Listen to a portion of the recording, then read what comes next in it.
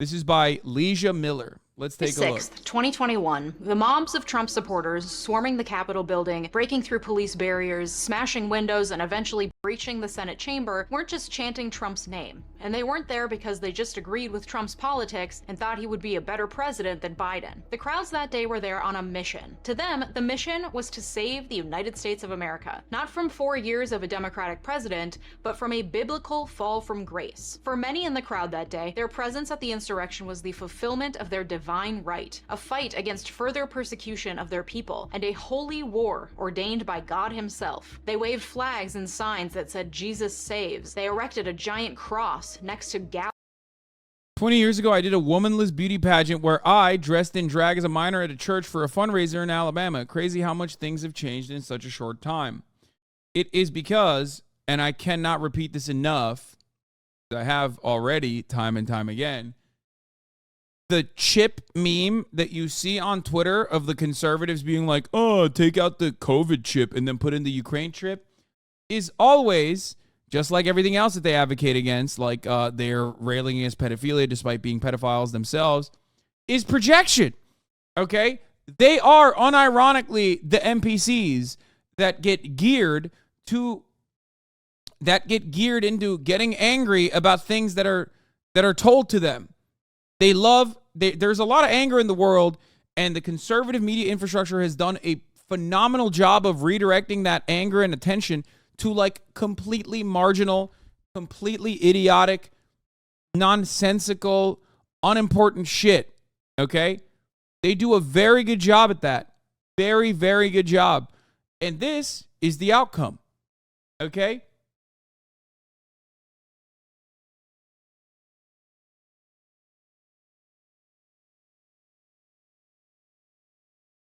The idea that like drag queens are somehow holding on to institutional power and also systematically trying to transify your children is so fucking insane. If you were to explain this to someone during the release week of Mrs. Doubtfire, they would look at you like you're an alien. If you went down to Alabama when Mrs. Doubtfire was being released, okay, in movie theaters all around the country, and you went up to a person in Alabama and said, you're going into that god dang movie theater to watch that god dang satanic movie? Are you out of your fucking mind? And I'm sure there were plenty of people who thought that back then, and I'm sure there were plenty of people who said that back then, except they were treated like the what's that church that goes into veteran they go to like they go to like insane funerals and shit and say like God hates Westboro Baptist Church. Exactly. Thank you, chat. The Westboro Baptist Church is an incredibly performative, psychotic, zealot church that is famous for going to veteran funerals and screaming about how Christ hates the F word, right? They used to do that all the time.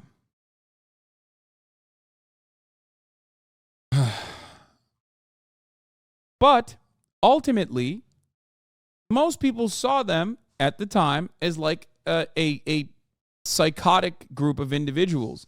Even other Christians looked at them as psychopaths. However, nowadays, there has been a Westboro Baptification of the entire conservative evangelical base of support, where they operate in an identical capacity to the Westboro Baptist Church, and it's become significantly more normalized. And that is what you're seeing. You're seeing that. Also, ironically, in that time frame, the Westboro Baptist Church and their movement has like withered away because there are significantly better mainstream avenues to exercise that level of hatred on now. Like you have the go ahead.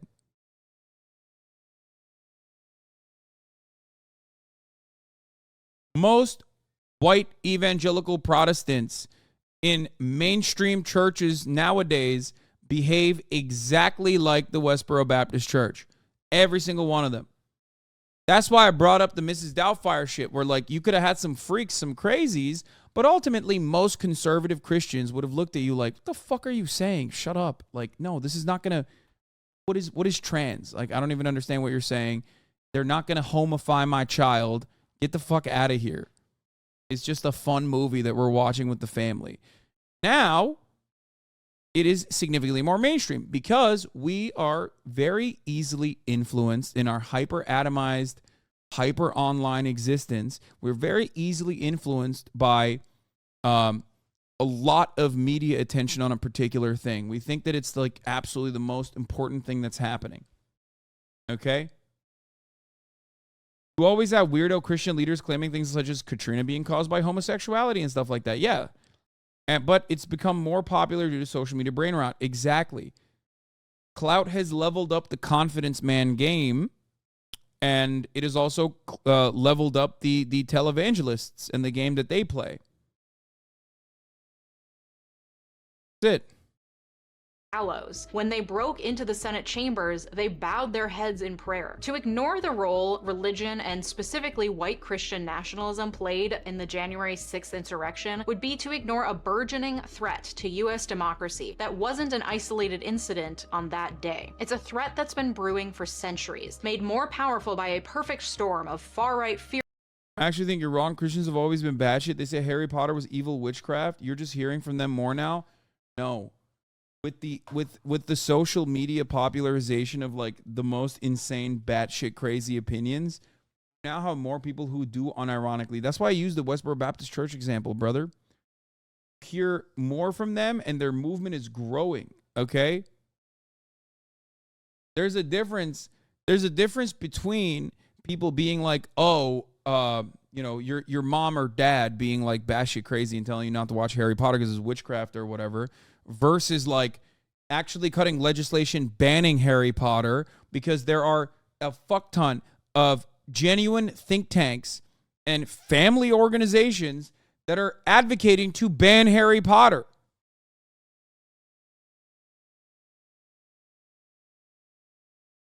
That's the difference.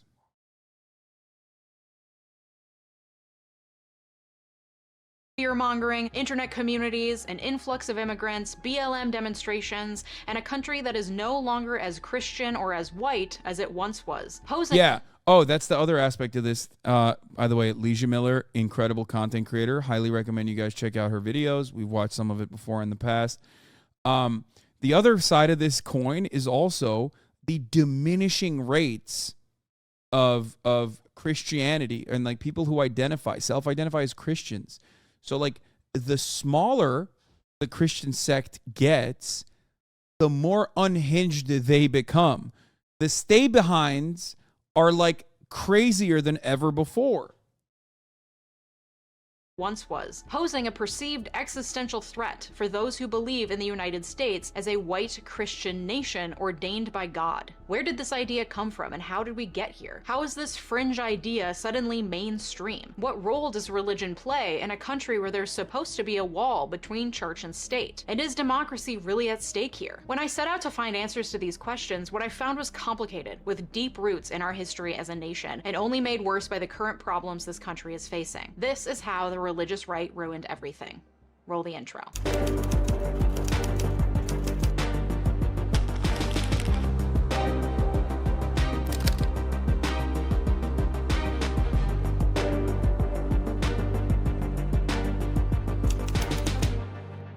I'm super excited about my partner for today's video, Trade Coffee. I love coffee! Trade helps you discover great coffee from the best local roasters around. They have over 450 different coffees, from dark roasts to blends to rare roasts. We're watching to the ad. And everything in between. So you'll get out of the way because these groups of people that slash Legia and get a free bag. I'm showing her her link. We're watching her video. Might as well show the link. You know what I mean? Bag of coffee with any subscription. Thanks, Trade. Before we dive in, yeah, some of the worst impacts of ReactGate have been, the more streamlined approach to things of this nature. Hopefully, it improves the editing done by the HasanAbi Industrial Complex, and also on top of that, you're just gonna have to see a fucking ad for like 3 seconds. Let's get some definitions out of the way, because these groups of people that I'm talking about fall. Hasan is being extra careful with his react for some reason. No, I'm extra careful with a lot of reacts nowadays. Like, no matter what. Because 90% of the fucking time, it's not even like the content creator themselves that are angry at me. It's random people that have no idea what my relationship with the content creator is, which I don't really have one with Leisha, but I like her. I like her content, but it's mostly people getting angry out of angry because like there's a hell of fucking clipped out of context videos circulating. Fall into categories that are hard to define. The religious right is a political movement in the United States that's made up of activists, scholars, lawyers, and politicians that advocate and push for social and political conservatism. Generally, people who are part of the religious right are Christians, but they come from a wide variety of denominations. Evangelicals are a multi-denominational group of Christians made up of Reformed, Holiness, Anabaptist, Pentecostal, Charismatic, and other Protestant traditions. According to the National Association of Evangelicals, their central beliefs include the belief that lives need to be transformed through a born-again experience and a lifelong process of following Jesus, the expression and demonstration of the gospel in missionary and social reform efforts, a high regard for and obedience to the Bible as the ultimate authority, and a stress on the sacrifice of Jesus Christ on the cross as making possible the redemption of humanity. As many as 30 to 35% of Americans identify as evangelical. How Putin fooled the Western left. If you think I'm going to watch this video, you must be on crack, okay? Either culturally or actively practicing. Fundamentalist Christians are a group of people within the evangelicals that adheres to a literal interpretation of the Bible and enacts a strict code of conduct for its church members. White Christian nationalists are a group of people who believe that the United States was founded as a Christian nation and has been ordained by God to be a central force on earth. And like the Israelites, they came to America and took land that was rightfully theirs from the natives. That white people got here first and therefore deserve rights that other people, especially non-white immigrants, don't, and that it is their divine right and duty to fight, as Jesus did in the book of Revelation, ultimately battling in a bloody holy war against the treacherous forces of the Antichrist to take back the United States. Many white Christian nationalists are evangelicals, but not all evangelicals are white Christian nationalists, and not all white Christian nationalists are evangelicals. White Christian nationalism has been around for centuries. It allowed the Puritans to sleep at night as they stole land from natives. It allowed slaveholders to sleep at night believing that owning humans was their divine right, and so on. But it's impossible to unpack the role that white Christian nationalism has played in this country without first unpacking the role that religion has played in this country, especially the role of religion in politics and government. Because this thing goes from the shanties in Appalachia all the way to the tippity top, my friends. Let's just start with the 20th century, because going all the way back would require a feature-length film. But if you want that information, you can find it in my research notes linked in my Patreon. As immigrants flocked to the U.S. during the turn of the 20th century, urban slums proliferated, promoting the use of sweatshops and creating poverty, disease, and overcrowding for immigrants. A group of Christians known as the Social Gospel Movement determined that the best way to change this would be to put their religious beliefs into practice and take it upon themselves to right society's wrongs. Around the same time, the temperance movement was championed in the late 1800s by evangelical Protestant reformers, especially women. The Women's Christian Temperance Union was formed in 1874. Galvanizing women around alcoholism.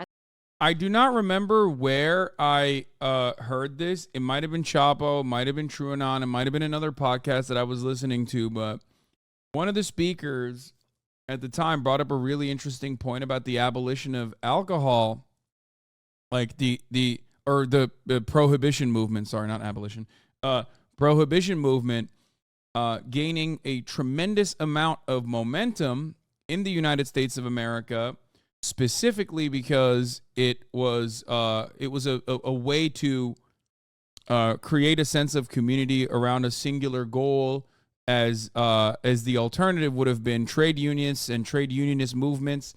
Obviously, it was a oversimplification. You're saying oversimplify, but it wasn't. I think it might have been Chapo. Anyway, but it does make a lot of sense to have. It does make a lot of sense. Drunken woman beating. No. That is definitely a problem. Okay. It addresses domestic violence through a different means. But regardless, if you do not have any kind of real momentum behind organizing in your workplace at a time when like trade unions are popping up everywhere and engaging in like militant actions, oftentimes, that then the other mechanism for social cohesion is going to be the appropriate avenue, which is the church. Okay? Oh, yeah, it might have been this one. Yeah, but I'm not going to be able to fucking find it. But regardless, I think that was the Weed and Speed one, yeah. Which, for the record, is happening to this day. When you have a lot of anger swelling up inside of you because you experience oppressive constructs on a daily basis, and you are desperate as a social animal for some level of like camaraderie and a shared purpose, you are going to inevitably find one other way of community building, which is these kinds of movements. QAnon is a great example of this as well. And given that the labor movement in its entirety has been eviscerated, crushed, destroyed in the United States of America, that's why you see a unique problem in the United States of America that does not have the same frequency, magnitude, nor cultural relevance, which is cults and cult-like movements and conspiracy theorists. Surely, certainly, in other countries, they exist as well. But they rarely ever, at least throughout history, they have rarely ever had the same level of prominence and institutional power that they do in the United States of America. Examples I can give you are, however, areas where the United States has basically either completely written your constitution or eviscerated you, or were a very important partner, both politically and trade partner, South Korea being a good example of this, or a country that is basically gay America, as I like to jokingly call. Of course, I'm referencing Brazil. Okay? You know, America but gay. And of course, same level of cults, same level of prominence for cults and cult activity and institutional power, but just gay. As a family issue and uniting women across class and race. Their dreams came to fruition 50 years later through the passage of the 18th Amendment in 1920, which prohibited the sale, manufacture, and transport of alcohol, except, importantly, for churches, of course. The 1920s also saw the popularization of the radio, and evangelists were quick to adopt that technology. Sister Amy McPherson was the first conservative Christian celebrity. Using the newly popularized radio, Sister Amy basically invented the concept of televangelism and ushered in the age of the megachurch. Other popular Christian radio personalities at the time included Billy Sunday and Catholic priest Father Charles Coughlin, who used his weekly radio program to criticize the president and promote anti-Semitism. Back then, the church saw him as an embarrassment and eventually silenced him. Today, he would probably get a primetime show on Fox. Then in 1925, a Tennessee biology teacher named John Scopes was found guilty of violating a state law that banned the teaching of Darwinian evolution in the classroom. That verdict was upheld by the Supreme Court. Despite the fact that this was technically a win for evangelicals, members of the national press made a mockery of fundamentalists for their conservative interpretation of the Bible, causing many Isn't that funny? That it's like the same shit. I mean, this is George W. Bush era politics. And it's also politics that still exists to this fucking day. It's so great. It's so great to see the exact same issues come up over and over and over again with absolutely zero progress made.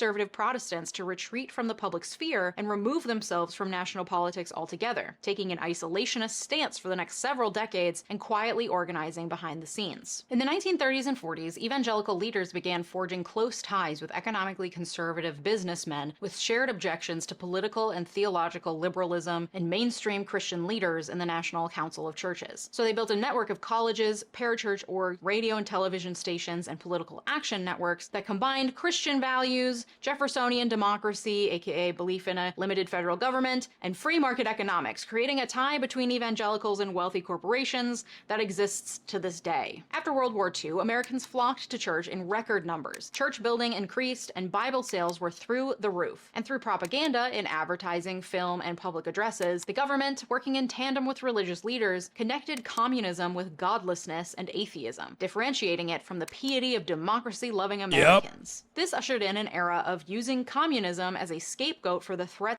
It also quite literally is the reason why, what is it? To the Bible, "In God We Trust" was added, right?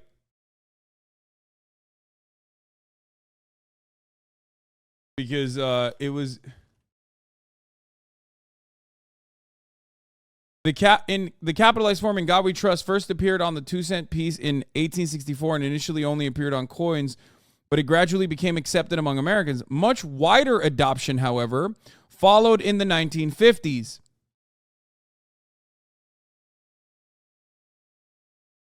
A law passed in July 1955 by a joint resolution of the 84th Congress and approved by President Dwight Eisenhower requires that "In God We Trust" appear on all American currency. The law was first implemented on the updated $1 silver certificate that entered circulation. The 84th Congress later passed legislation, also signed by Eisenhower, declaring the phrase to be the national motto. Several states have also mandated or authorized its use in public institutions or schools. While Florida, Georgia, and Mississippi have incorporated the phrase as some of their state symbols, the motto has also been used in some cases in other countries, most notably in Nicaragua's coins.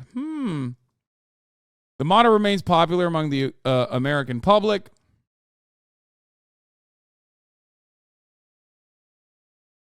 Anyway,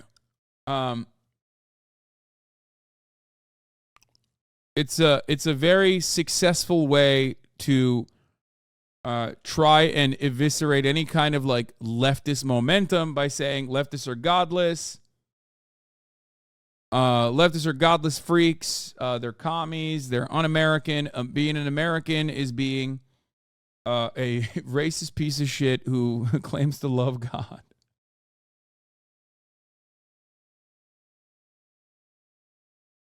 Can we please cover anything positive about the other Christian groups? I gotta say, it sucks that the only negative Christianity is covered here in general. It's no different than lumping all Muslims together. I know you're not saying all Christians, but it's what people walk away with, just complaining out loud.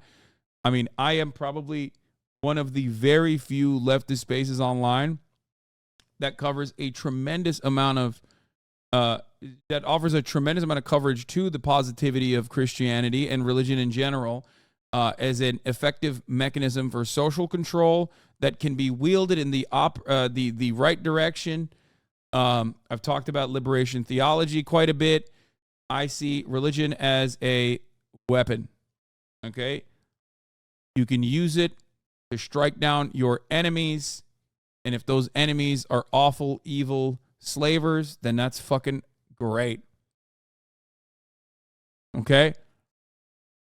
Which it was. Abolitionists, radical abolitionists. A lot of them were, Christian maximalists, okay? They were maximum levels of Christian.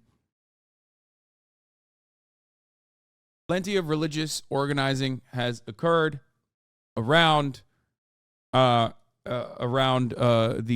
lines of Christianity that also happens to be, following Christ-like activities to a T, which includes socialism.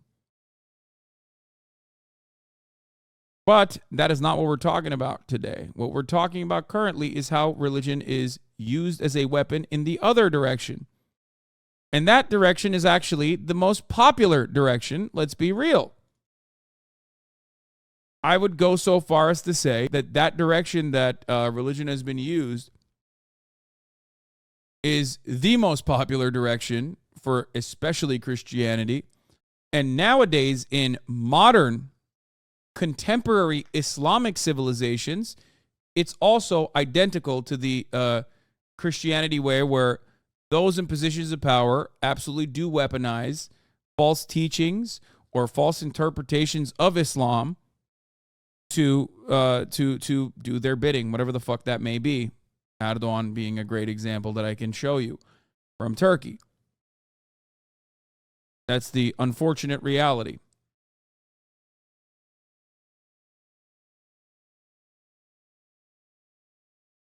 No, it's not.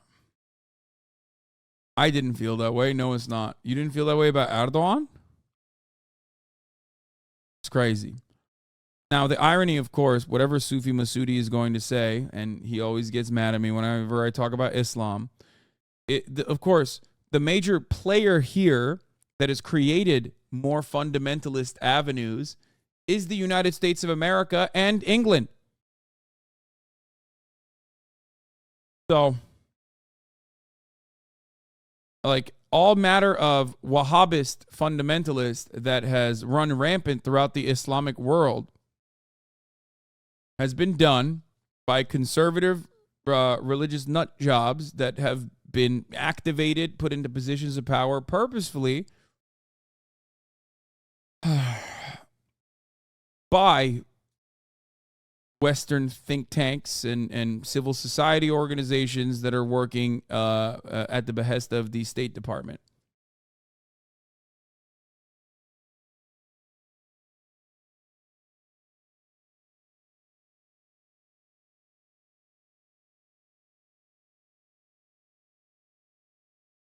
Anyway, let's continue. Of atheism and amorality. Anything that didn't fit the status quo was dangerous, suspect, and probably communist. See my video on communism for a deeper dive. In 1947, the Supreme Court solidified into law the idea of the separation between church and state. The separation of church and state, contrary to popular belief, appears nowhere in the Constitution. The First Amendment guarantees the free exercise of religion, but it does not explicitly say there must be a separation of church and state. This idea comes from Thomas Jefferson, who interpreted the free exercise clause to guarantee a wall of separation between church and state. The fact that Jefferson, one of the framers of the Constitution, wrote these words is strong evidence that the intent of the Constitution was to create separation between church and state, but it's not explicitly written into the Constitution and is therefore a bit more tenuous than I think the average American thinks. In 1947, in Everson v. Board of Education, Justice Hugo Black wrote, "The establishment of religion clause in the First Amendment means at least this: neither a state nor the federal government may set up a church. Neither can pass laws that aid one religion, aid all religions, or prefer one religion over another. Neither can force a person to go or to remain away from church against his will, or force him to profess a belief or disbelief in any religion." In the words of Jefferson, the clause against establishment of religion by law was intended to erect a wall of separation between church and state. By the 1950s, fissures started showing between evangelicals and fundamentalists within the conservative Christian movement. Fundamentalists maintained that separation from mainstream popular culture and a position against secular society was best, while evangelicals argued that Christians had to engage and participate in the outside culture in order to set the world right and save the non-believers. So they embraced mainstream media, radio, and engaging with the larger culture, which was further strengthened in the 1950s when radio evangelists made the switch to television,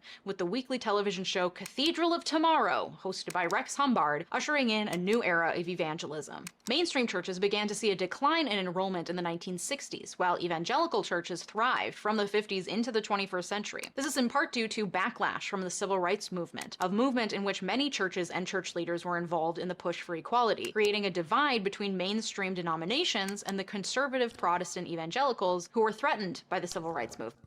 Yep. Every single part of like American Christianity has had both sides utilizing religion, some for good, some for evil. The sides that were utilizing it for good were actually doing the right thing. They were literally following the correct interpretation. What do you mean, wow, didn't know that? What do you think the REV in front of Martin Luther King stands for? God, American education is so fucked, dude. It's just like, Yeah, that meant he was a revolutionary MLK or a revisionist MLK.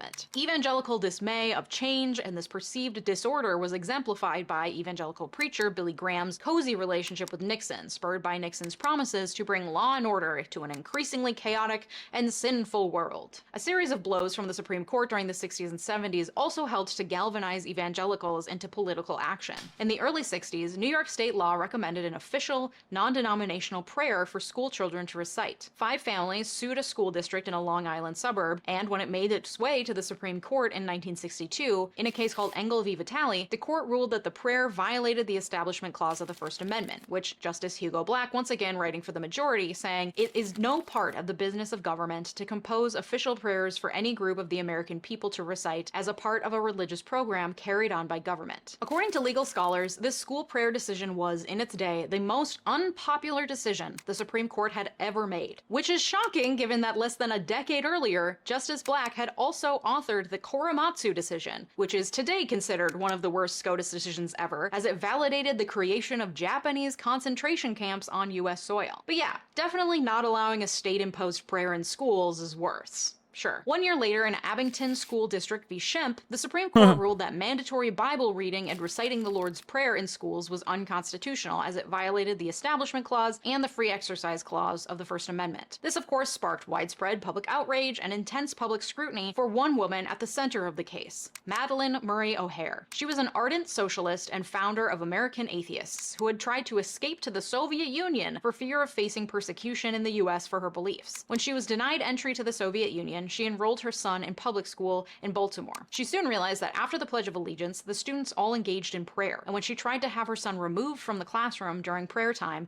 the school refused. So she pulled her son out of school and sued the school district. Despite the court siding with Madalyn, the public backlash was swift, with Life magazine referring to her as the most hated woman in America. She was later interviewed for Playboy magazine, in which she identified as a militant feminist and said the iconic line, "I'm not saying that all American men are this way, but 9 out of 10 are breast-fixated, wham-bam, thank you ma'am cretins who just don't give a damn about anyone's gratification but their own." Preach, sister. A fully separate video could be made about Madalyn, not only for her at times contradictory views and her cultural vilification, but also for her untimely demise. In 1995, her son, and her granddaughter were abducted and murdered by a man whom Madalyn had written a scathing article about in American Atheist magazine. Their bodies weren't found until 2001. In 1968, the religious right suffered another Supreme Court blow in Epperson v. Arkansas, which ruled that some things never change. I mean, righteous violence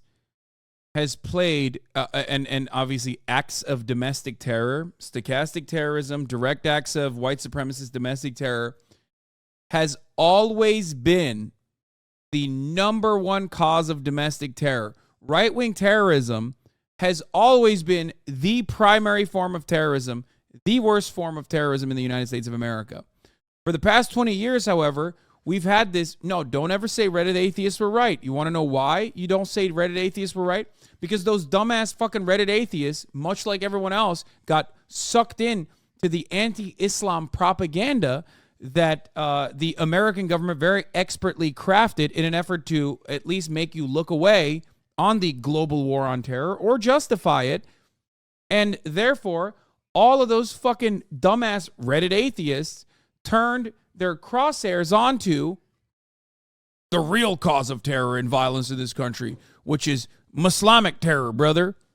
Meanwhile, since 9/11, and this fact was consistent before 9/11, and it will be consistent after 9/11, the overwhelming majority of individual acts of domestic terror has been conducted by white supremacist anti-government extremists. The right. It hasn't stopped, and it will never stop. Okay?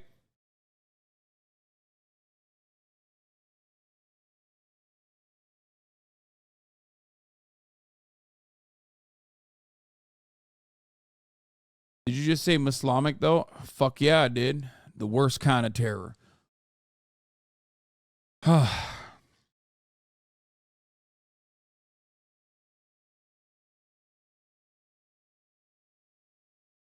Yeah, but don't overlook the insane oppression Islam caused in Middle Eastern countries, much like Christianity in America, but much worse. Yeah. Also, one really fun fact about that is that, one, I do come from a Muslim country, okay? And two, a lot of those Muslim formations have happened as a consequence of Western involvement in their countries. Either the most extremist fundamentalists are directly put into positions of power by Western actors, or they rise to popular power because the United States of America, the State Department, the British, whoever the fuck actually ends up executing the socialist Muslim formations because they're doing Cold War shit, while propping up the nationalist coalitions, which of course happen to be fundamentalists in many respects in many of these countries, who then also, on top of that, can have a secondary life in the form of being the people that purge the Western influences out of the country. Iran is a great example of this. The reason why Iran is the way it is currently, despite having a very unique and long history of society, civilization building, the reason why you look at Iran and think the way you do about Iran is because the right-wing fundamentalist extremists are seen as those who were able to successfully purge the American influence, the Western influence. Don is out here making enemies today. What? No. I covered this earlier. I don't know if a lot of people understood what I was saying, but that was part of what I was talking about.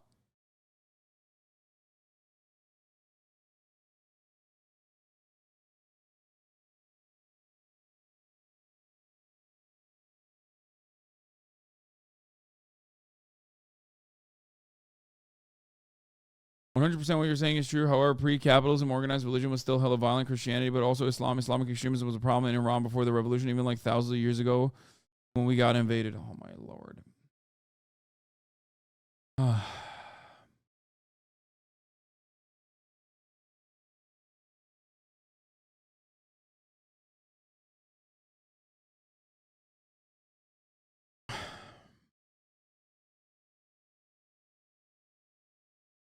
We are not going to get into fucking feudalism, tribal wars, or whatever the fuck, okay?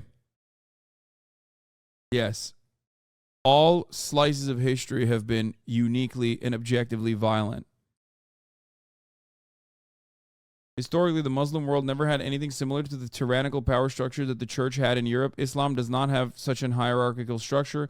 Most of the modern problems in the Islamic world are because of a post-colonial reality. This part is absolutely and undeniably true. I don't want to hear from any of you orientalizing freaks to turn around and be like, no, they were barbarians. They were engaging in tribal warfare, because Islamic understandings were still absolutely decentralized with the exception of the caliphate. And the caliphate itself was led by an empire that otherwise, in comparison to its Western counterparts, was infinitely more tolerant. Do not get mad at me for saying this. It is objectively true. Read a fucking history book, even from Western historians who aren't dumbass Nazis with Roman statues on Twitter, and they will tell you this exact same thing.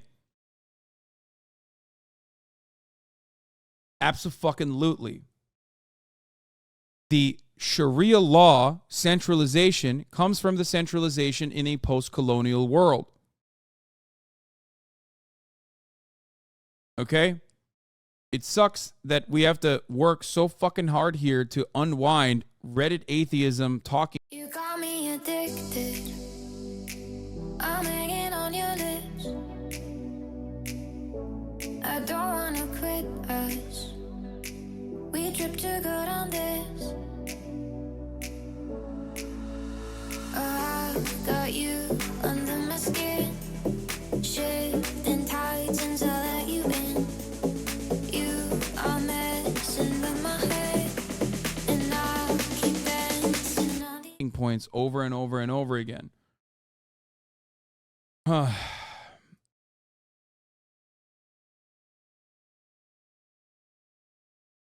This is why I hate the anti-religion discussions. People who are anti-religion usually end up just hating Muslims. Racist assholes dressing their own words up into something that's more acceptable. They never ride against Christianity or Judaism or any of the other religions in the way that they go against Islam. Sam Harris is a perfect example of this, okay? He basically wrote the book on Islamophobia, like tolerable Islamophobia. Okay? Really can't start talking bad about the church unless you're willing to go back to when humans found a rock and started to use rocks for rock usage and stuff. Wait, what?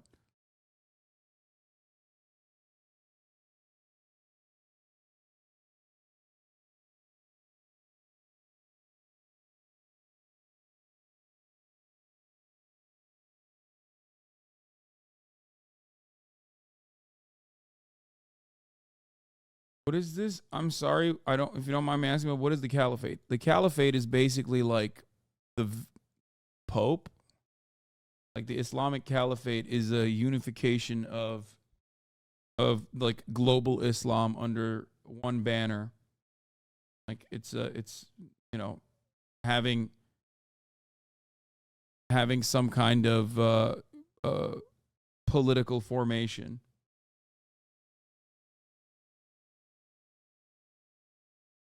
Those who carry the banner of the Prophet Muhammad forward. You've summoned the Paradox Gamers.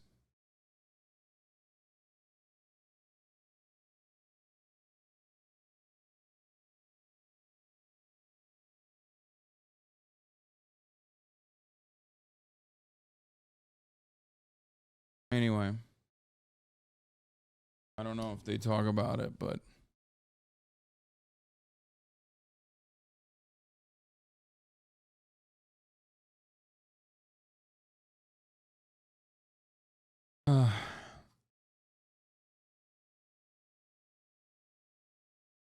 okay.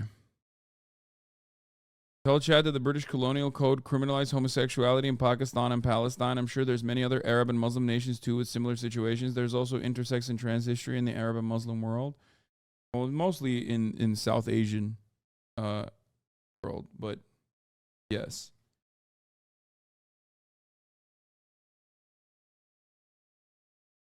All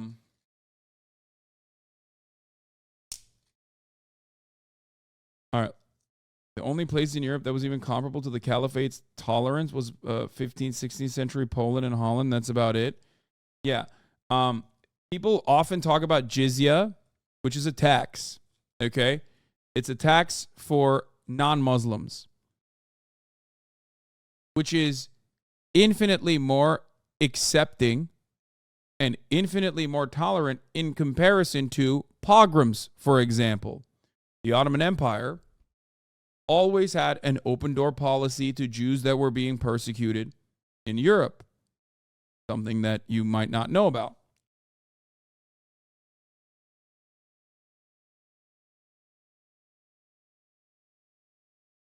And also, Muslims were already paying that in the form of zakat.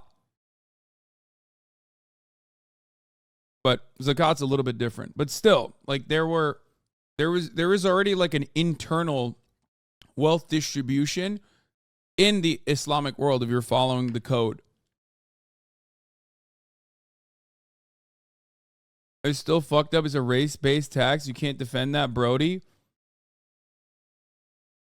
What part of genocide versus getting taxed while still being able to freely practice your religion is better than being genocided? Do you not understand?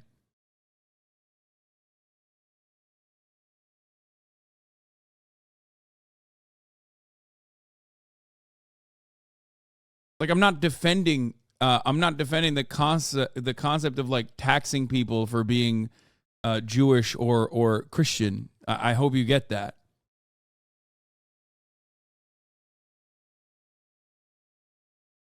Anyway.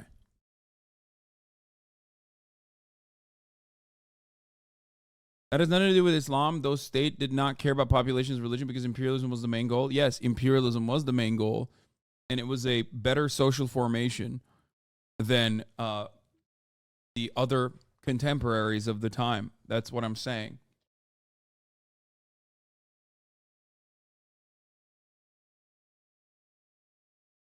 And yes, the Ottoman tax was faith-based, not race-based.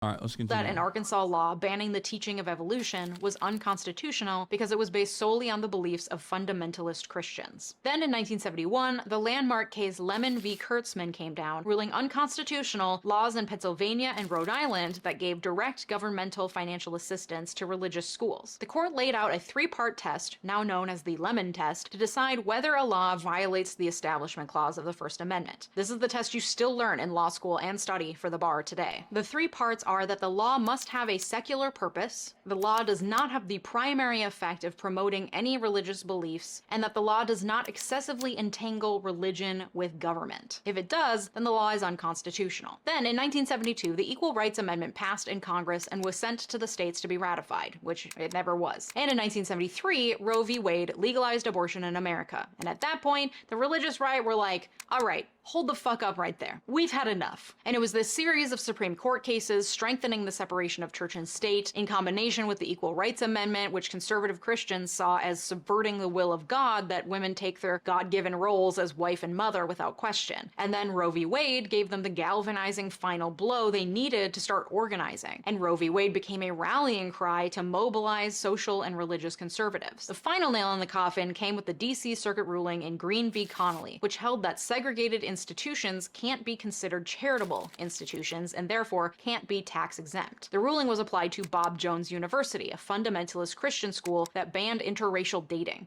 And the IRS started investigating the school and whether it should keep its tax exempt status because of— So sick. Dude, this is why I always say the Brandon IRS or the Obama IRS, for example, which conservatives still complain about to this fucking day, were doing what they're supposed to do. That's what you're supposed to do. That's your weapon, dog. Nowadays, we're such pussies about this shit where it's like, oh, yeah? Oh, I'm sorry. You don't want to do adoptions for gay couples? Oh, that's sick, man. Let's see your books. Turn it around. Turn it the fuck around, bitch. I'm going to throw the worst math nerds at you. Like I'm going to weaponize accountants so fucking hard your head's going to spin. Okay? Let's see your books, bitch. Let's see what's going on. Bob Jones didn't lift a ban on interracial dating until the year 2000. I love the concept of like the right-wing Japanese soldier just holding out on a fucking island. My man was just like, no, I don't care.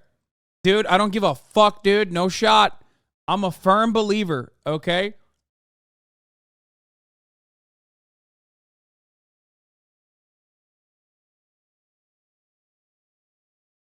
He's just there. He still believes it. of this forced segregation of the sexes. At this point, the religious right had started solidifying around the idea that they were the victims of persecution from all sides. First, they can't pray in public schools. Next, they can't ban teaching of evolution. Then they strengthen the separation of church and state, and they let women do what they want with their lives and their bodies, and now we can't be outwardly racist? Witch hunt! With any strong cultural swing to the left or right, predictably a backlash comes from the other side, creating the increasingly large gap between the right and left that we see in America today. Ruth Bader Ginsburg herself was known to criticize the Roe v. Wade ruling as coming too soon, that abortion should have been decided by the legislature because of the predictable backlash that would happen if the Supreme Court made the decision for us. And she was right. The Roe v. Wade decision, combined with all the other perceived wrongs that the religious right had experienced over the last decade, including the civil rights movement forcing them to come face to face with their own racism, came together to be such a strong galvanizing force for the political awakening and mobilization of the religious right that by 1976, Newsweek proclaimed it the Year of the Evangelical. In all of this, the leaders of the religious right movement saw a strong rallying cry around the sanctity of the family, whether we're talking— Okay, one aspect of this that is not, maybe she'll get to it actually. I was going to say one aspect of this is not being covered currently is the white evangelical Protestant movement becoming weaponized and mobilizing on the boundaries always on race, which I think she's literally about to talk about. But white evangelical Protestant movements have always mobilized, not on religious freedom, never on religious freedom whatsoever, but utilizing, weaponizing religion as a mechanism to reinforce former oppressive hierarchies, similar to trying to ban miscegenation and also segregating schools. The segregation of schools, or the desegregation of schools, is probably the single most important mobilizing factor of the religious right, which has now become the right. It's just that's what it is. Okay? Straight up. They still push that note on the school choice narrative. They still want to fucking destroy public institutions and public schools in general.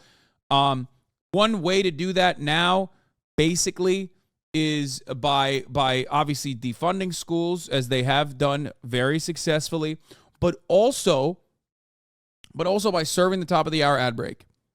Okay? Where those who have a $5 a month subscription are segregated from those who do not, and they end up seeing the top of the hour ad break, which is why we try to unify here. Okay? By telling you that at the top of the hour there's a 3-minute ad break, but if you no longer want to see those ads, all you need to do is subscribe, which you can do for $5 or for free with the Twitch Prime, by connecting your Amazon Prime account to your Twitch account, where you get one free Prime subscription a month. Cab Calloway, thank you for the 5 gifted subs, allowing 5 people to no longer see the ads. You too can get gifted a sub. If you're lucky, here's a 3-minute ad break now. Okay. So, let me explain something to you. We were talking about desegregation. We were talking about school choice. The contemporary version of eviscerating public schools and what remains of like some level of labor power in the form of teachers' unions nowadays is done on the boundaries of trans kids and gay kids, okay? I've talked about this so many fucking times over, but during the QAnon movement gaining momentum during COVID, one thing that I would always point to was how quickly the right would seize on any kind of real action happening on the ground, any kind of real social formation happening on the ground in a reactionary direction, and turn their anger into the Republican Party's tangible policy goals. You would have QAnon people doing a QAnon rally in Southern California, and a right-wing person that's running for state office would come up and talk about fucking school choice. What the hell, especially back then in 2020, did QAnon have to do with school choice? Now, school choice is synonymous with anti-trans rhetoric. That only took 3 fucking years. Think how quickly they went from having these two ideas that don't necessarily mix together into an idea that is absolutely synonymous, and so much so that you can't even think of a world where that concept existed together. Just like the main purpose of school choice originally was to stop desegregation, which there are plenty of segregated schools. The way we segregate schools in a neoliberal society is not directly on racial boundaries, but instead by a century of redlining, or at least half a century of redlining, and the way that schools are funded through the mechanism of property taxes. So that still exists. It's not an accident that, for example, the Chicago public school system is 90% black and brown. Okay? How the fuck did that happen, Whereas all of the other bordering neighborhoods and suburbs are like predominantly white. How'd that happen? I wonder.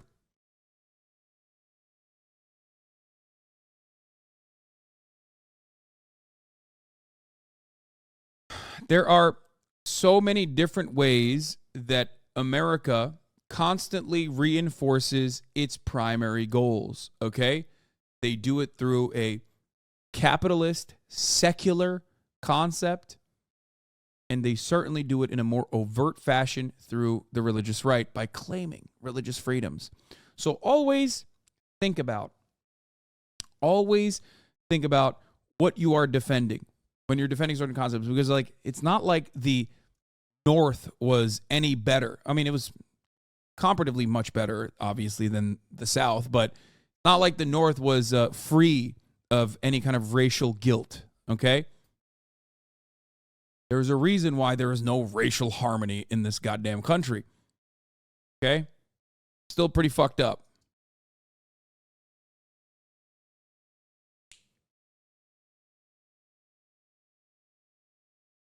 Anyway. In interracial marriage, gay marriage, abortion, prayer, or Christian values, it can be tied back to the sanctity of the family unit and how that godly unit is being threatened at all sides. By 1979, popular fundamentalist preacher Jerry Falwell launched a new advocacy group, the Moral the moral majority, baby. At the behest of conservative operatives. This fucking freak, dude. Oh, blah, blah, blah, blah, blah. Weyrich and this fucking guy. Oh, the absolute freakazoids, dude. The real demons, the real vampire shit, okay? From the Republican Party. The moral majority sought to mobilize evangelical voters around moral issues. In a single year, the moral majority had mobilized in 47 states, claiming to communicate regularly with 4 million members. It was the first time that Christian voters mobilized on a national scale and made politics a priority for the church. Through voter mobilization, nothing funnier than Jerry Falwell Jr., his son, avid Trump supporter, very popular Trump supporter, as a matter of fact, having articles written about him, about how he loves to watch his wife get fucked by a pool boy that he dumped like millions of dollars of funds into. Something that we totally covered here, but many of you may have forgotten. Jerry Falwell Jr., that freakazoid's son, loves watching his wife get fucked by a, is this a good word for it? Hold on.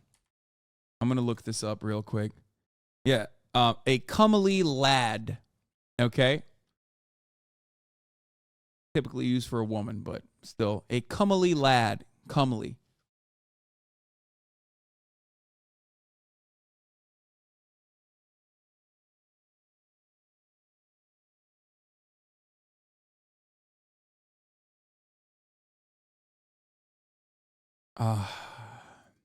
Anyway, let's continue. Lobbying, campaign. Wasn't there a Hulu miniseries about him? Yes, comely means attractive. I know. Wait, what do you mean? Have you seen the pool boy that fucks Jerry Falwell's wife? Yeah, he's attractive. He's a sexy-ass Cuban American who dicked his way to the top. No, it is a perfect word to use.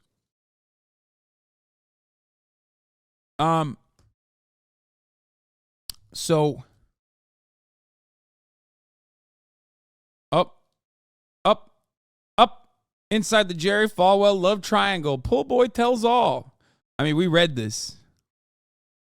You gonna tell me that attractive is not a good word to use for this guy? Are you kidding me? Look at that fucking jawline, dude. Giancarlo Granda, the Miami hotel pool boy whose accusations of a marital affair helped lead to Jerry Falwell's resignation from Liberty University. Yeah, I mean, he's not technically a pool boy anymore. Jerry Falwell did fund everything for him.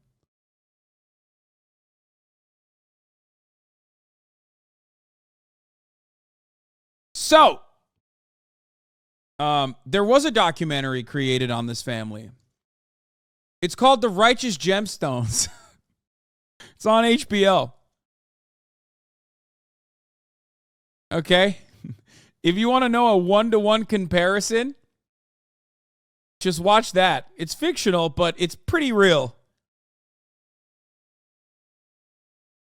I have not watched a new season, no.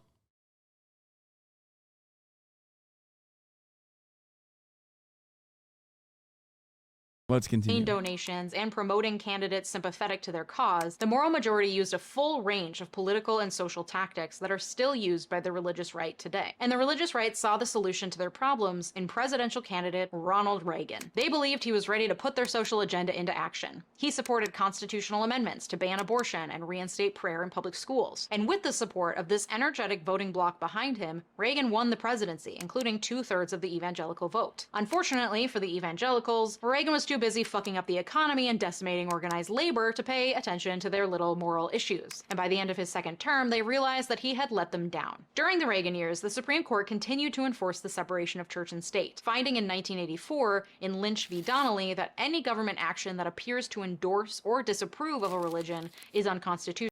Still the worst contemporary president. Like him, George W. Bush, and Trump are three of the worst, but he probably is still the worst. He's so bad. He's so bad that like, oh God, no, I don't know. I think he might be the worst. Oh God.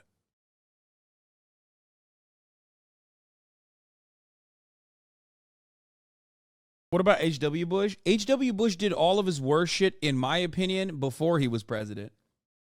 You know, when he was working under the banner of Ronaldo Reagan himself, and even before then.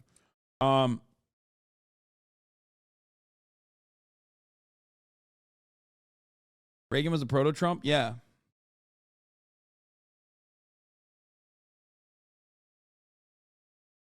The residual damage from Reagan has been disastrous. I mean, the thing is, even before Ronaldo, let me tell you something. Even before then, Carter wasn't fucking great either, right? Like, even before then, the die was cast already, okay? The American contemporary civilization that you exist under today was heading in that direction regardless. Reagan was just a fucking accelerant.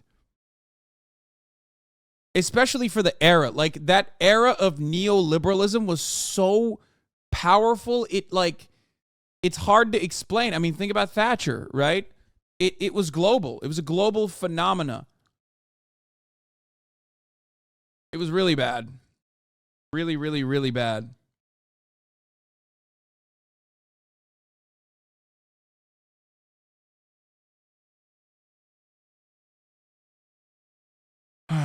Worst part about it, that he was getting his dick sucked sideways by Nancy the entire time. Like, he was getting his cock sucked so hard he got Alzheimer's, okay? Like, that's how fucking hard his shit was. By the throat goat herself. Absolutely unimaginable. He went nutty with it. In 1985, the court ruled that a moment of prayer violates the Lemon Test and is unconstitutional. By the end of the Reagan administration, the moral majority disbanded. In 1989, the Christian Coalition was founded, picking up the torch of evangelical political action from the moral majority. But this time, instead of focusing on presidential elections, the mission was to organize evangelicals at the grassroots level. At this point, the tide started turning for the religious right. In 1990, a nearly unanimous Congress passed the Religious Freedom Restoration Act. When you see Brother, You Are on My Living Room TV, like, what? Do you think, like, your dad is going to come in and high-five you extra hard because he already knows that Nancy Reagan sucks a mean cock? Like, what are we doing? And it possibly caused Ronald Reagan to have Alzheimer's, dementia. Like, he got his cock sucked so fucking hard that he literally sucked the memories out of his brain. Yeah. When the dome is so good, you forget your own name. Dome so good, you're doing Iran-Contra.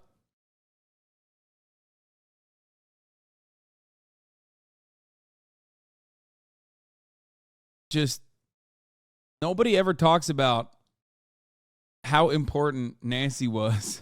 The brain drain, the real brain drain, exactly.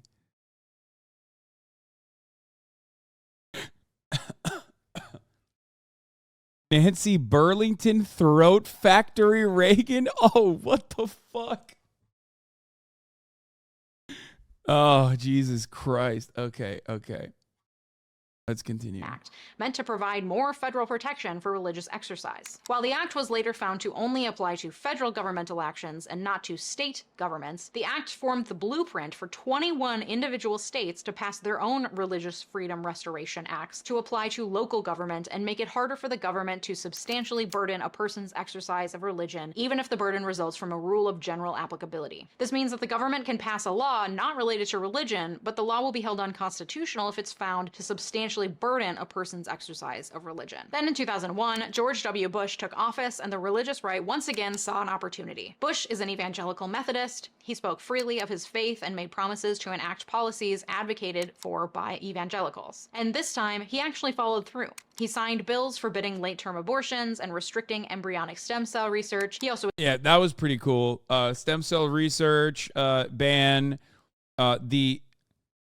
The conversation also was again on theory of evolution not being taught in schools. Really cool time where a lot of the r/atheist Andes were understandably very frustrated with evangelical Christianity and got mad at that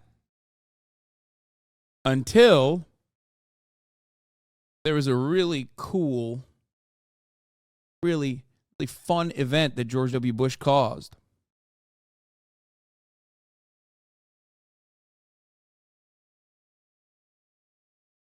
Which only accelerated under Barack Obama and got significantly worse. Under Barack Obama, all the r/atheists who still hated evangelical Christianity and Muslim fundamentalists then fully shifted their attention to the Islamic world, saying that the Islam was a monolith and they were all terrorists, they were all godless, and became way more reactionary, in my opinion, under Bardock No Bummer. Talking about r/atheists. To establish the White House Office of Faith-Based and Community Initiatives within the first few weeks of his presidency. However, then 9/11 happened, and Bush became bogged down in national security concerns and 2 wars with Iraq and Afghanistan, and he failed to push through What? I didn't say anything, she did. Through the biggest parts of the evangelical agenda: constitutional amendments, banning abortion, and gay marriage. So the religious right gets disillusioned with national politics once more, right around the time that Democrat John Kerry loses the election to Bush, and Democrats then become mobilized to change what they saw as a never-ending war and soon... Wow, how wonderful. Remember when mainstream media turned on Joe Biden because he pulled out of Afghanistan, which was absolutely the greatest thing that he did and should be remembered as the most positive thing that any contemporary American president has ever done, even though all the other things that they did after pulling out of Afghanistan and the pullout during Afghanistan was still pretty violent and awful, but especially the real violence that the Afghan people are subjected to as a consequence of the American government withholding the funds that the Afghan government has. And the subsequent fallout of Joe Biden's relatively stable approval rating that never recovered, mind you. Don't ever go against the interests of the American military machine.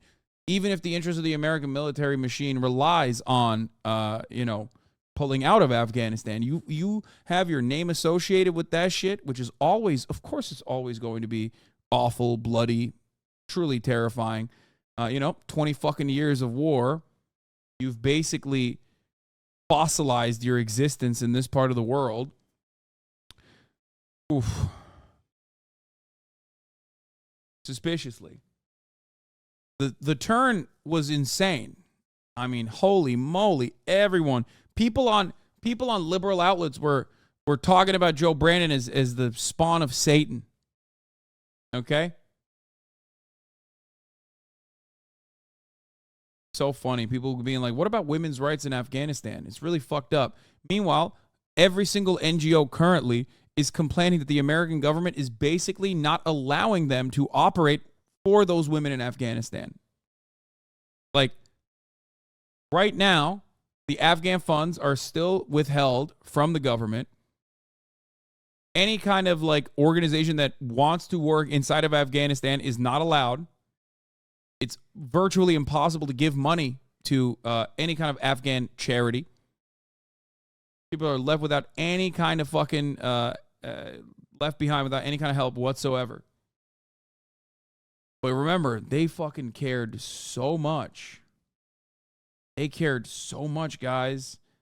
Cared so much about the women in Afghanistan. We cannot pull our military out. Improvement pill here. Today.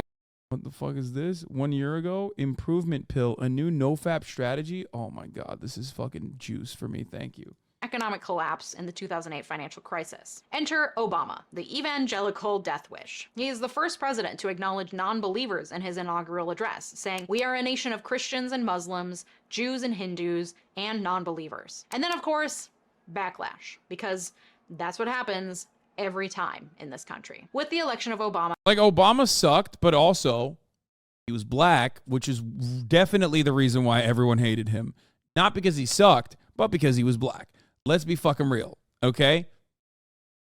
It was insane. Oh, my God.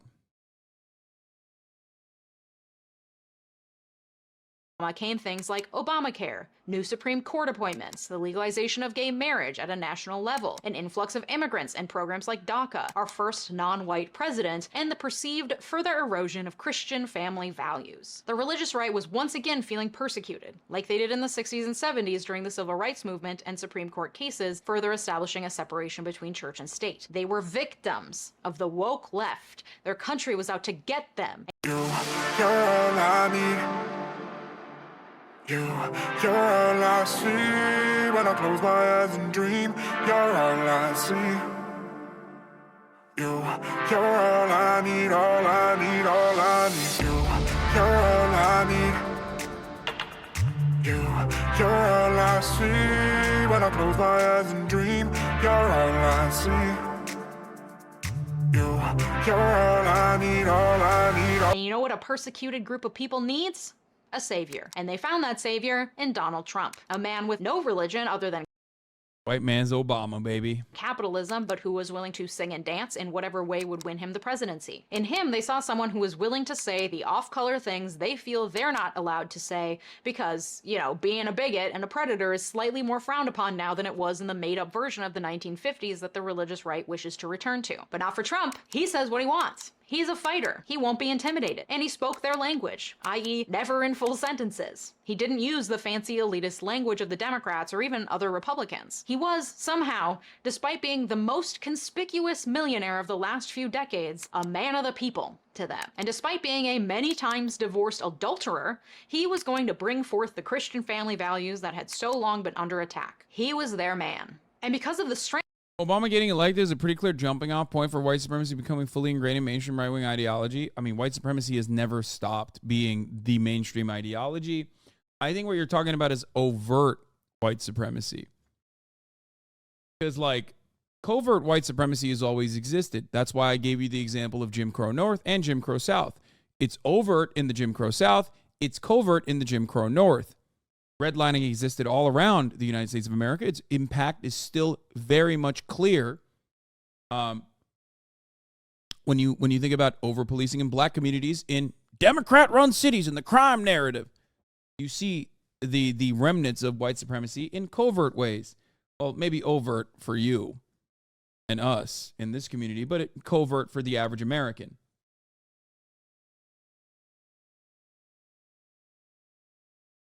strength of that grassroots voting bloc, a bloc that had been formed and perfected in the 70s and 80s, Trump became their president. And when he wasn't their president anymore after the 2020 election, the religious right, and specifically the burgeoning group of white Christian nationalists, denied reality to the point of causing a literal insurrection. And that group of white Christian nationalists is so active because their central beliefs are once again being threatened. Christian nationalists can be identified by three key beliefs. One, that the U.S. was founded as a Christian nation with the aim of erasing the line separating church and state, believing that God chose the U.S. for a special role in history. According to ironic, because, like, it's kind of what Mormons believe, which is pretty cool that, like, evangelicals also believe it, but in a different way. A recent survey by the Barna Group, an increasing number of American Christians believe strongly that the U.S. is a Christian nation, has not oppressed minorities, and has been chosen by God to lead the world. This despite the fact that the framers of the Constitution were a collection of atheists, Unitarians, deists, and liberal Protestants, among other denominations, and that the 1797 Treaty of Tripoli, a treaty ratified unanimously by What is the one thing that unites them all, for the most part? The majority, the overwhelming majority. They were white and they were slavers. Never forget that. It does not matter the diversity of opinion when they are united on one cause. if you recognize that, you recognize why white supremacy is so mainstream in the United States of America to this day, because every step of the way, whether it be abolition, whether it be the civil rights movement, every step of the way, amends were made for the slavers or the bourgeois class that owned capital. In some instances, it was literally humans. In others, it was still the Southern racial hierarchy that was re-implemented in the Reconstruction era as a consequence of the supposedly liberal abolitionist saviors seeing more, noticing that they had, more in line with the capital-owning class, formerly slave owners, than the newly freed men and women, black people. Every people on earth were slavers back then. Hell yeah, brother, which is why it's acceptable and we should totally say it's cool. Even though shadow slavery, even though that's not even true, and also, I mean, imagine fucking getting lapped by the English on this. Like, think about how disrespectful that is. That the English were not about it before the United States of America. But even though this is not a historical fact, let's for a moment think it is. Does that make it appropriate or acceptable?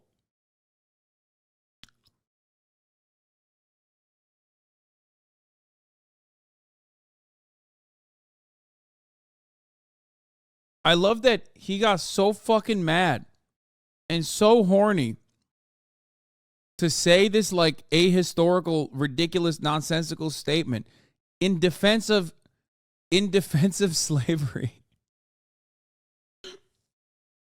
That he made a really funny statement claiming every people on earth were slavers back then, implying that even the slaves had slaves of their own, who also then in turn had slaves of their own, like everyone.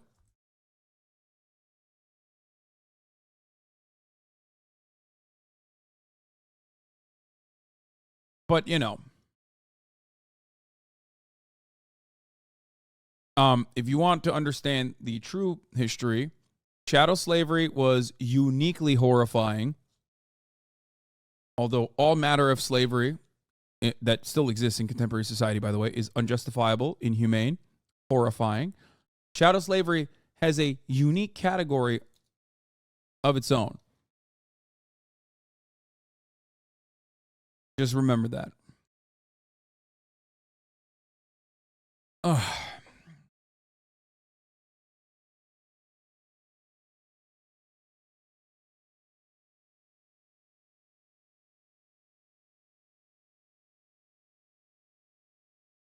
Obviously, his English sucks. I get his point of shit, but don't bad faith it. Says Thunder Thighs. Obviously, his English sucks. I get his point of shit, but don't bad faith it. What did I... One, I made fun of the point, understanding that, like, it's... Wait, what? Did you just say don't bad faith his argument in defense of slavery? That was completely ahistorical? What the fuck are you saying? Yeah, we joked about it, idiot. I'm not saying that is, like, what he is actually advocating for. We're joking about that part. Now I'm talking about the actual historical inaccuracy of what he's saying. How do you get to be stupider than the first guy who said every person have slave in throughout history? By the Senate, which was half filled at the time with signers of the Constitution, declared the government of the United States of America is not, in any sense, founded on Christian religion. And Thomas Jefferson was a strong proponent of the clear wall separating church and state. But it can be easier to conveniently ignore these truths than to contend with a version of America where the country isn't infallible, where no God played a role, and where white people got ahead on the backs of black and native people, especially when this group of white Christian nationalists are being fear-mongered into believing that immigrants immigrants are dangerous and flooding in to take our jobs, and black people are dangerous and rioting in the streets. It's the same logic that Puritans used to justify stealing land from natives, the same logic that slaveholders used to justify enslaving people, the same fear that existed during the civil rights movement, made all the more powerful by the community-building force of the internet. Second key belief that identifies Christian nationalists today is a belief in a version of Christ as a warrior, as depicted in the book of Revelation, not the Yeah, but that one is actually cool. Like, I love those photos of, like, Jesus Christ with an AR-15, like, riding a velociraptor. Way cooler than the lame-ass, possibly gay, Jesus Christ that we know of. You know what I mean? Hanging out with dudes, dining with dudes all the fucking time. Gay. Just saying. Think about how fucking fire it is to have, like, the warrior Jesus Christ with an AR-15.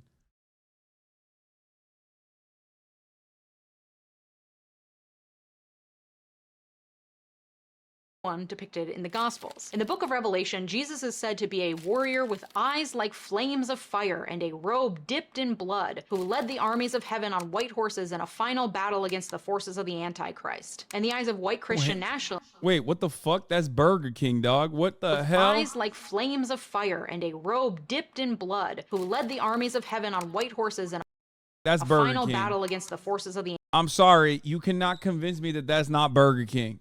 That's Burger King. On a horse. What's happening? Is Burger King fighting Jesus Christ? What's going on? I didn't watch the anime. I'm sorry. I only read parts of the manga. I don't remember. Is this a part of it or what? The Antichrist. In the eyes of white Christian nationalists, especially those who participated in or supported the January 6th insurrection, they're following in the righteous footsteps of Christ and believe themselves to be Christ-like in both their perceived persecutions and their fight against those that would persecute them. According to CNN, a survey last year by the Public Religion Research Institute revealed that of all respondents, white evangelicals were the religious group most likely to agree with the statement, "True American patriots might have to resort to violence in order to save the country." To them, the ends of protecting what they believe to be a righteously Christian nation ordained by God justify the means of using force to protect that fantasy version of America. It's also a militant exhibition of masculinity that appeals to white Christian nationalists. Samuel Perry, co-author of the book Taking America Back for God, wrote recently that the more you line up with Christian nationalism, the less likely you are to support gun control. Guns are practically an element of worship in the church of white Christian nationalism. This adds further depth and color to my video about why Americans are so obsessed with guns, which you should go check out after this. It is, in part, because of this convolution of guns with Christian nationalism that has a stranglehold on the religious right that's only growing. And the final belief that typifies today's white Christian nationalists is the belief that there's such a person as a real American. This idea was born in part from Sarah Palin, who frequently referred to the real America and the pro-America areas of this. No, not all founding fathers were slave owners. That's why I said the overwhelming majority.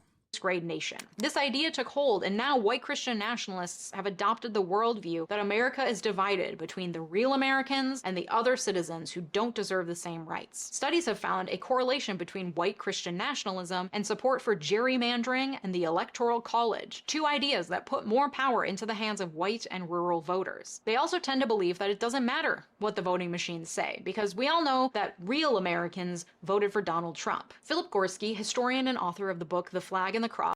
It's a perfect argument, dude.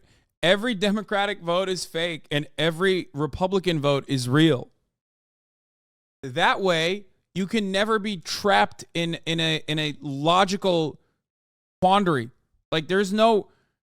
It's basically the perfect argument. If I believe that every single Democratic vote is false and every single Republican vote is real, then you can never counter my arguments. You can never tell me I'm wrong because everything you're explaining to me is false.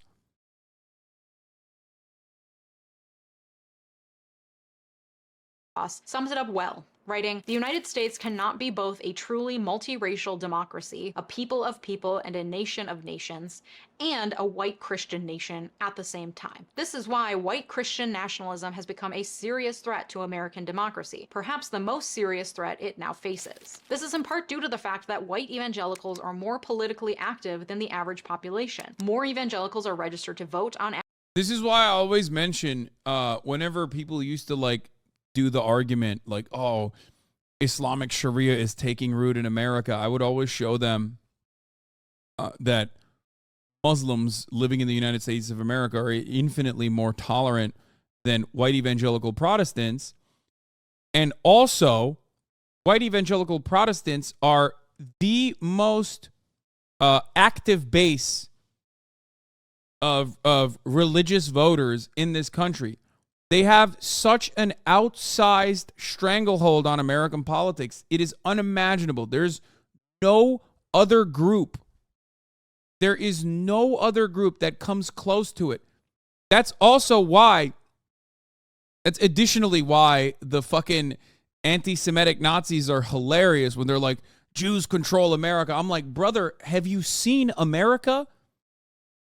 Like, what the fuck are you talking about? If you want to know a group that legitimately and actually controls American politics, it's fucking white Anglo-Saxon Protestants. It's white evangelical Protestants, to be specific. That's it.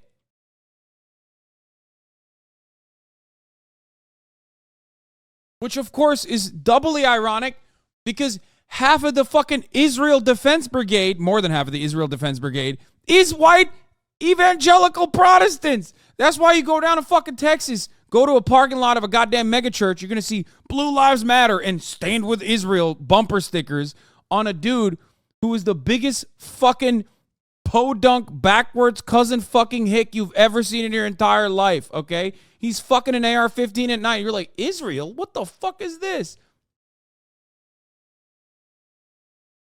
That's the major reason.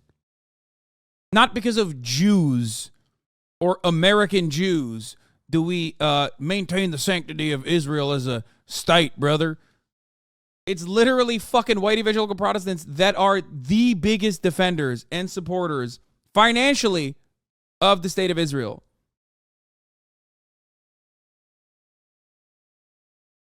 And here is why. My favorite fact, at least.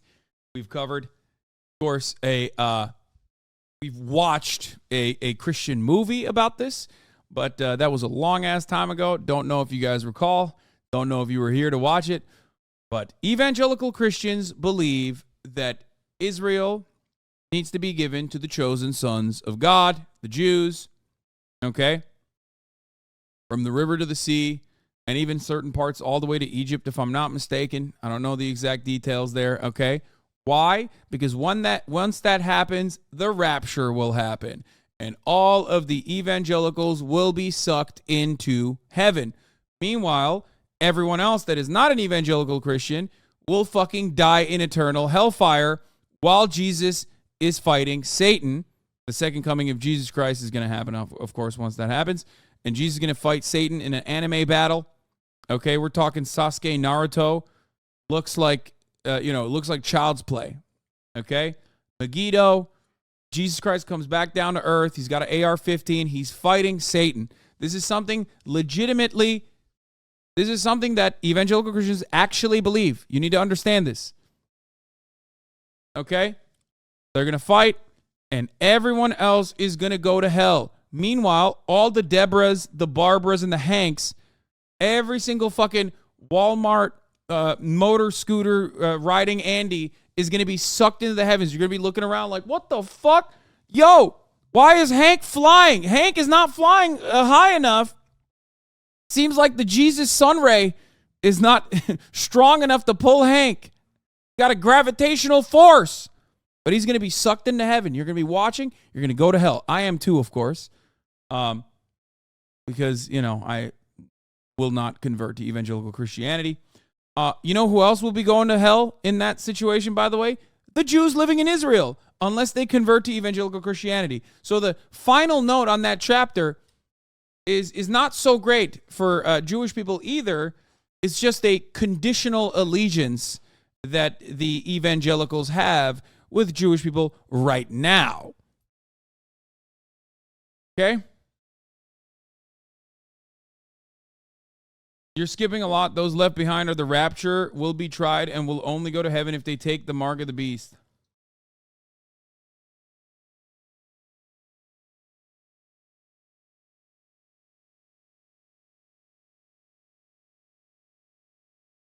Wait, is that actually going to happen? Yeah, definitely. I believe this.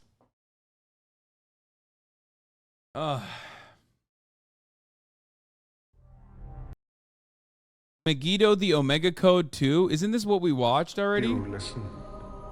Now. Finally. I feel like we have to watch this now. God damn it. I do want to watch this now. Fuck. We haven't done this in a long time. The full Omega Code 1 is on YouTube too. We have not watched Christian movies in a while. It's so sick though. Your lore recall is inaccurate. Don't give me that fucking weeb shit, okay? Yeah, you're skipping a lot of the made-up lore.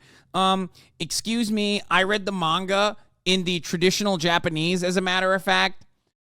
Excuse me, you're skipping very important parts.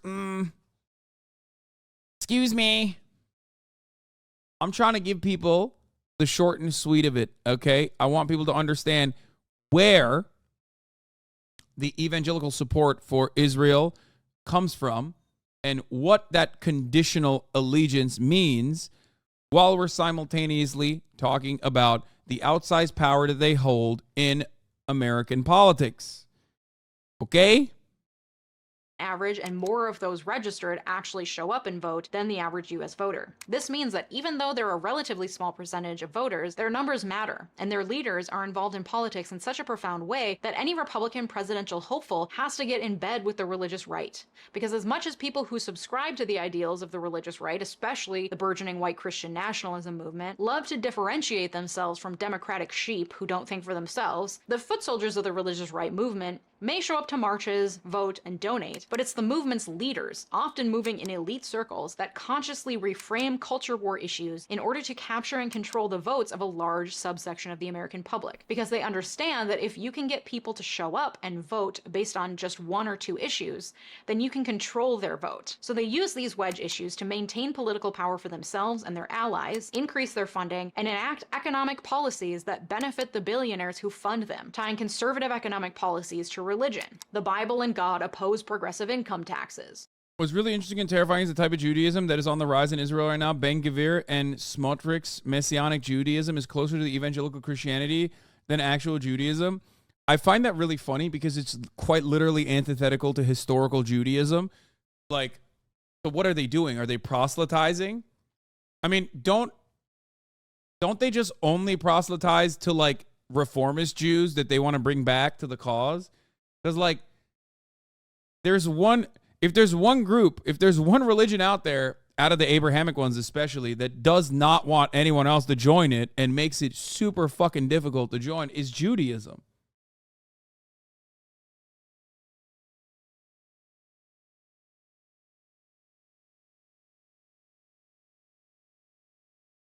You cannot worship an idol in Jesus and also be a Jew. That is fucking contradictory. Tell that to the Jews for Jesus.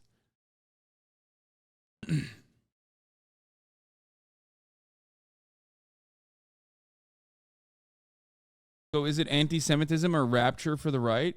What?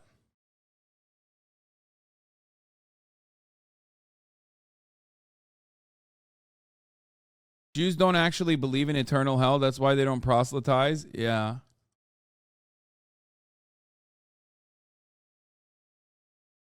No, I'm not telling them that you cannot make me. I mean, you can.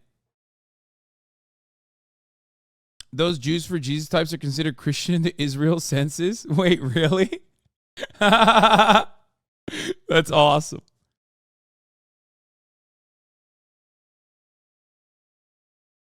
Regulation of business and public funding of the social safety net are against the biblical model, and a free market system was God's plan for America. And in turn, these practices then preserve the fortunes of powerful families, which is why religious nationalism often goes hand in hand with authoritarianism, which frequently exploits religious nationalism to suppress dissent and keep disempowered members of society not only in a subordinate position, but actually brainwashed to continue supporting the initiatives that are actively leading to their own oppression. oppression. There's so much more to say on this issue and so many overlapping things that have led to the growth of the religious right and the burgeoning group of white Christian nationalists we see today. To add more context to the role of the religious right in America today, I suggest checking out some of my past videos, including why conservatives are so obsessed with trans kids and why America is so obsessed with communism. The Flag and the Cross by Yale historian Philip Gorski is a really important deep dive into the growth and danger of white Christian nationalism, and it goes so much deeper than I can cover in a YouTube video. So to say thank you for 200,000 subscribers, and to help spread the knowledge a little more, I'm giving away 2 copies of The Flag and the Cross over on my Instagram, linked in the description below.